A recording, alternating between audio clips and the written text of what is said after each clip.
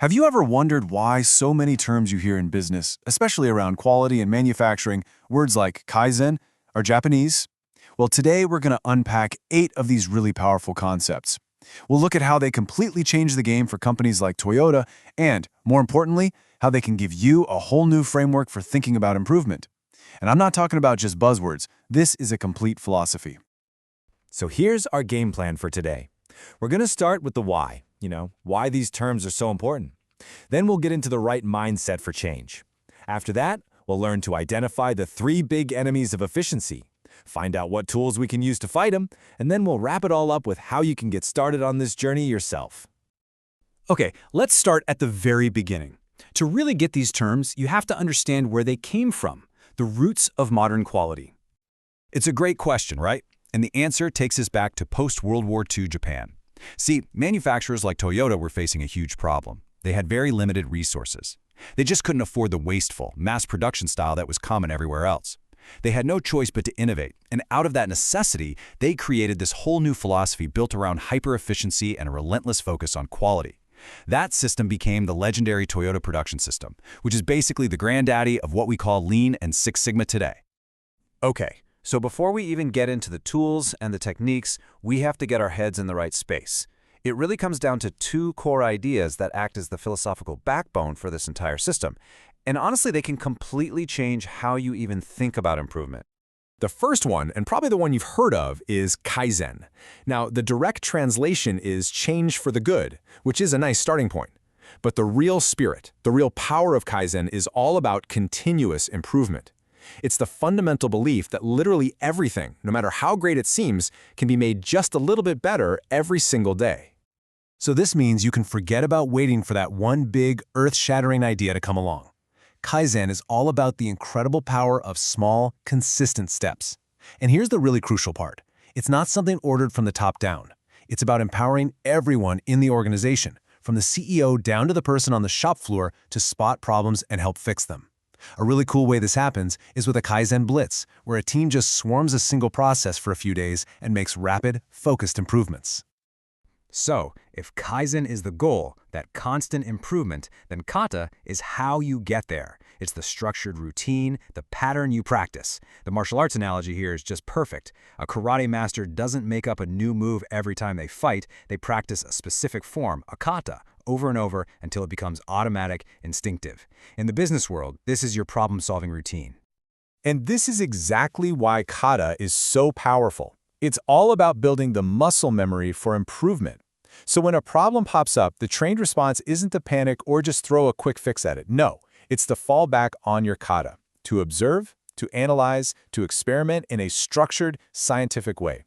It's that discipline that actually makes continuous improvement, Kaizen, something that can last. All right, so we have the mindset of Kaizen and the discipline of kata.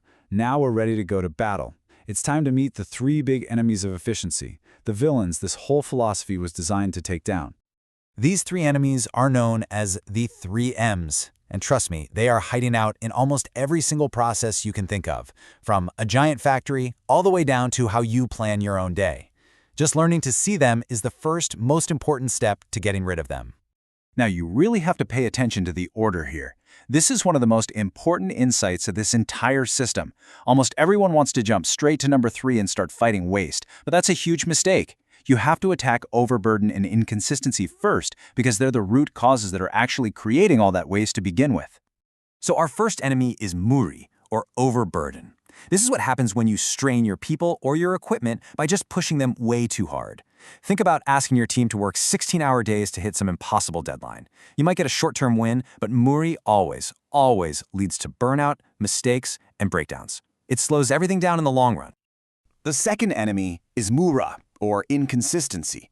You can think of this as that stop-start, jerky rhythm of work. The classic example is a restaurant that's totally dead on a Tuesday but has a 3-hour wait on a Saturday. That wild fluctuation is mura. And that chaos on Saturday? Well, that creates muri, the overburden. This unevenness makes planning an absolute nightmare and is a massive source of inefficiency. And so once you've dealt with the strain of muri and you've smoothed out the chaos of mura, the final enemy suddenly becomes crystal clear: muda. This is what we all typically think of when we hear the word waste. It's any activity at all that uses up resources, time, money, materials, but adds absolutely zero value for the customer. The Toyota system was just brilliant here. They categorized Muda into 7 distinct types. For instance, transport is the waste of just moving things around when you don't have to. Inventory is the waste of cash that's tied up in stuff just sitting on a shelf. And defects, of course, is the waste of having to do work all over again. The goal is to become a kind of waste detective, constantly on the hunt for these 7 hidden wastes in every process. Okay, so we've got the mindset down and we've identified our enemies. Now let's open up the toolkit. These are the practical, on-the-ground techniques you can use to fight the 3 M's and bring Kaizen to life. This first tool is one of my absolute favorites, Poka-yoke. It means error-proofing or mistake-proofing, and it represents a huge shift in thinking. Instead of blaming people when they make mistakes, Poka-yoke asks a much smarter question. How can we design the process itself so that making the mistake becomes impossible? A perfect example is sitting in your car right now. Why do you have to push the brake pedal down before you can start the engine? That, my friends, is a Poka-yoke. It's a simple, elegant design choice that makes it physically impossible for you to make the dangerous error of starting the car in gear. It prevents the mistake before it can ever happen. The next tool is Gemba. And Gemba is a beautifully simple concept. It just means the actual place. As in, the place where the real work happens, where the value is actually created. In a factory, the Gemba is the assembly line. In a hospital, it's the operating room. For a software team, it's right at the developer's desk. This famous phrase from Toyota really captures the entire spirit of Gemba. It's not just a suggestion, it's almost a command. It's a powerful reminder that you cannot understand or solve real problems from a fancy office or a conference room. And that leads us perfectly into our final term. Genchi Genbutsu is the principle of putting that famous phrase into action. It literally means go and see for yourself. It is the actual practice of getting up, going to the Gemba, the real place, and observing the reality of what's happening with your own 2 eyes. And this is just so critical. Why? Because numbers on a spreadsheet or a summary in an email can never, ever tell you the full story. The real problems are always hidden in the details you can only see in person. Genchi Genbutsu is also about showing respect to the people doing the work by going to their space to see their reality. It is the only way to truly understand the root cause of a problem and find a solution that's actually going to stick.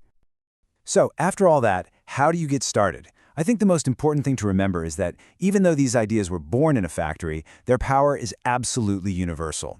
This is a toolkit for improving any process, anywhere.